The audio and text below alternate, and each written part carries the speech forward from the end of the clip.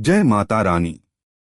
दोस्तों, आपके अपने चैनल भजन कहानी में आपका बहुत बहुत स्वागत है। मां जगदम्बा सदैव अपनी कृपा आप पर बनाए रखें। दोस्तों, आज की वीडियो में मैं आपसे बात करने वाला हूं खरमास के बारे में। खरमास, जिसे कई स्थानों पर मलमास भी कहा जाता है, और यह लगभग 1 महीने का समय होता है, जिस समय में कोई भी शुभ कार्य नहीं करना चाहिए, ऐसा शास्त्रों में कहा गया है। तो आज की वीडियो में आप जानेंगे कि खरमास का प्रारंभ कब से होगा, समापन कब होगा, और इस समय में क्या करना चाहिए और क्या नहीं करना चाहिए। सारी जानकारी खरमास से संबंधित आज की वीडियो में शेयर करूंगा।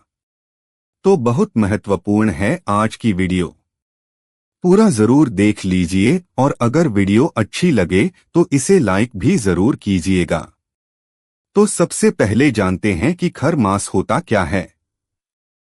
तो देखिए, अगर बात करें ज्योतिष शास्त्र की, तो ज्योतिष शास्त्र के अनुसार सूर्य का गोचर बहुत महत्वपूर्ण होता है, और आत्मा के कारक सूर्य देव प्रत्येक राशि में लगभग 30 दिनों तक रहते हैं, 1 महीने तक रहते हैं।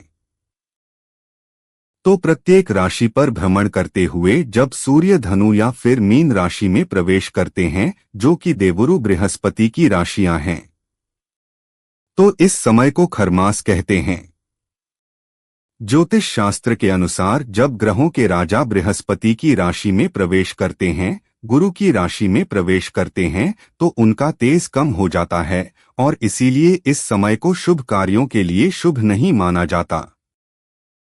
खरमास की एक दूसरी पौराणिक कथा के अनुसार भगवान सूर्यदेव का रथ इस समय में खर अर्थात गधे हाँकते हैं और घोड़े विश्राम कर रहे होते हैं, और इसलिए रथ की जो गति होती है वह काफी धीमी होती है और सूर्य का प्रकाश कम हो जाता है। तो इसी कारण से कोई भी शुभ कार्य खरमास में नहीं करना चाहिए। और अब बात करें कि साल 2025 में खरमास कब से प्रारंभ होगा और कब समाप्त होगा। तो देखिए, जैसा मैंने आपको बताया कि सूर्य का प्रवेश जब धनु राशि में होता है तो उस समय से खरमास का प्रारंभ हो जाता है।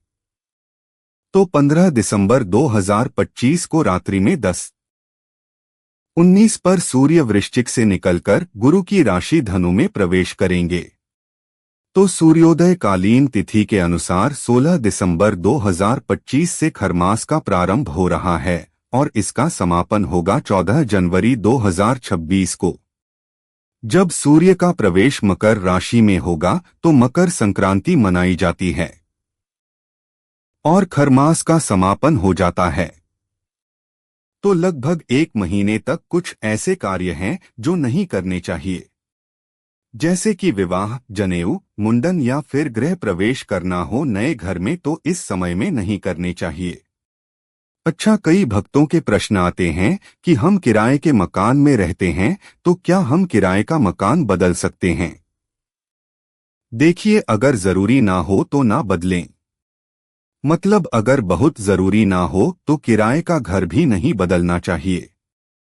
लेकिन मान लीजिए कि परिस्थिति ठीक ना हो, बिल्कुल बदलना ही पड़ जाए, तो ऐसी अवस्था में आप बदल सकते हैं। लेकिन बस इतना ध्यान रखिए कि जब आप घर बदल रहे हैं, जैसे कि खरमास का समय है, और फिर आप घर बदलते हैं, तो सबसे पहले आपको ध्यान रखना है कि अपने साथ एक तुलसी का पौधा लेकर जाइए, और तुलसी के पौधे के साथ आप प्रवेश कीजिए घर में, तो किसी भी प्रकार की परेशानी नहीं होगी।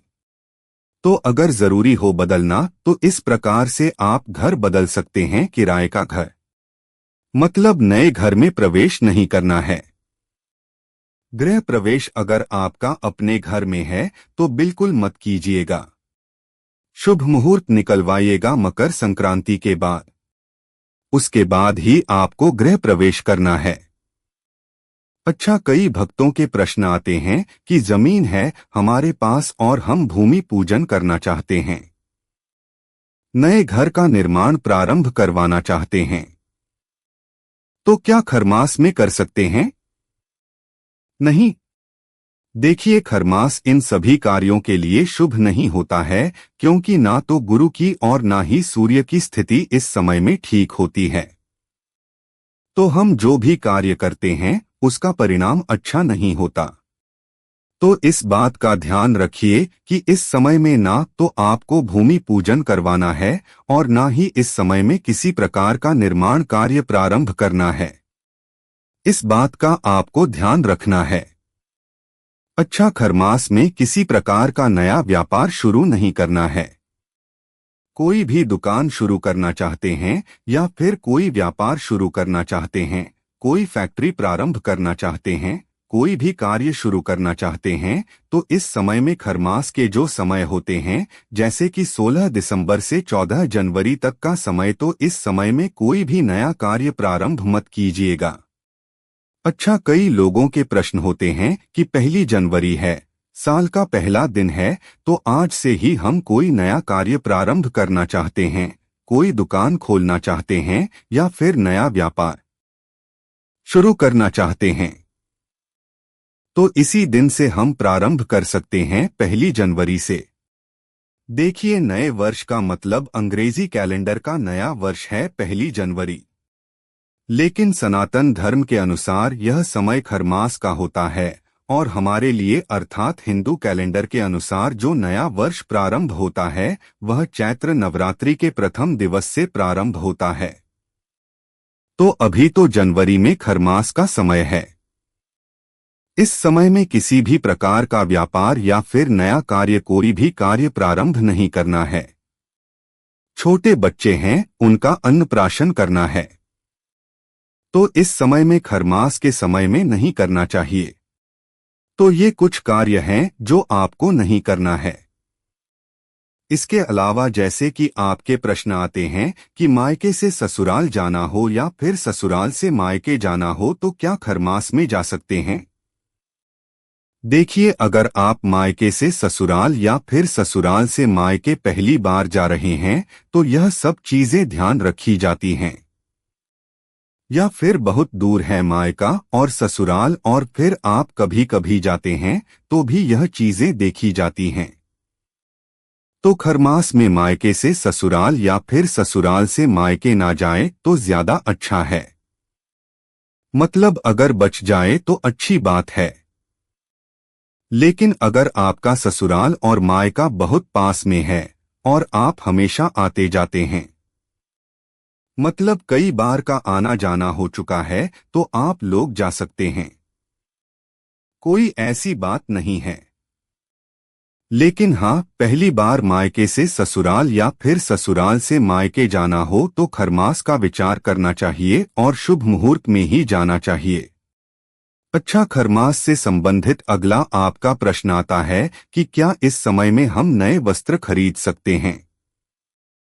जी हाँ, बिल्कुल खरीद सकते हैं, लेकिन बस एक चीज का ध्यान रखना है कि मान लीजिए कि आपके यहाँ कोई शादी है और दूल्हे और दुल्हन के लिए वस्त्र खरीदना है, आभूषण खरीदना है, तो आपको बस इतना ध्यान रखना है कि उनकी खरीदारी का प्रारंभ खरमास में ना हो। आप अगर पहले से खरीदारी प्रारंभ कर चुके हैं तो बिल्कुल खरमास में सारी खरीदारी आप कर सकते हैं, कोई दिक्कत नहीं है।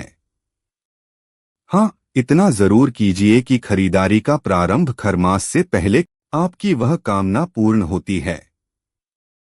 शास्त्रों में कहा गया है कि खरमास में दान करने से तीर्थ स्नान जितना पुण्य फल प्राप्त होता है। तो इस महीने में भगवान श्री हरि विष्णु की प्रसन्नता के लिए निष्काम भाव से दान करना चाहिए। खरीद सकते हैं मतलब गाड़ी खरीदना चाहते हैं या फिर बाइक खरीदना चाहते हैं, तो क्या खरमास में खरीद सकते हैं? जी हाँ, गाड़ी खरीदना हो या फिर बाइक खरीदना हो तो आप खरीद सकते हैं, लेकिन हाँ, खरीदारी से पहले शुभ मुहूर्त का ध्यान रखिएगा। मतलब किसी भी ब्राह्मण से शुभ मुहूर्त निकलवाकर और फिर आप गाड़ी खरीद सकते हैं, कोई दिक्कत नहीं है। बात करें अगले प्रश्न के बारे में तो अगला प्रश्न है कि खरमास में क्या हम व्रत का उद्यापन कर सकते हैं? क्या नया व्रत प्रारंभ कर सकते हैं? देखिए, खरमास में कोई नया व्रत प्रारंभ तो नहीं करना चाहिए, लेकिन हाँ, उद्यापन आप कर सकते हैं। जैसे कि 16 बृहस्पतिवार है या फिर 16 सोमवार का व्रत आप कर रहे हैं या फिर कोई भी व्रत अगर आप संख्या निर्धारित करके करते हैं तो संख्या पूरी होने के बाद आप उसका उद्यापन कर सकते हैं। तो खरमास में भी आप व्रत का उद्यापन कर सकते हैं या फिर आप चाहे तो एक दो व्रत बढ़ा दीजिए और फिर खरमास समाप्त होने के बाद मतलब मकर संक्रांति के बाद उद्यापन कर लीजिएगा। तो ऐसा भी आप कर सकते हैं। दोस्तों, खरमास का महीना बहुत महत्वपूर्ण होता है आध्यात्मिक उन्नति के लिए। इस समय में जो हम पूजा पाठ करते हैं, मंत्र जप करते हैं, भगवान विष्णु की आराधना करते हैं, सूर्य देव की पूजा करते हैं, माँ दुर्गा की पूजा करते हैं, तो उसका फल हमें बहुत अधिक प्राप्त होता है। खरमास में विशेष रूप से भगवान सूर्य की आराधना की जाती है। पंच देवताओं की पूजा का, जैसे कि भगवान गणपति, भगवान भोलेनाथ, भगवान श्री हरि विष्णु, देवी दुर्गा और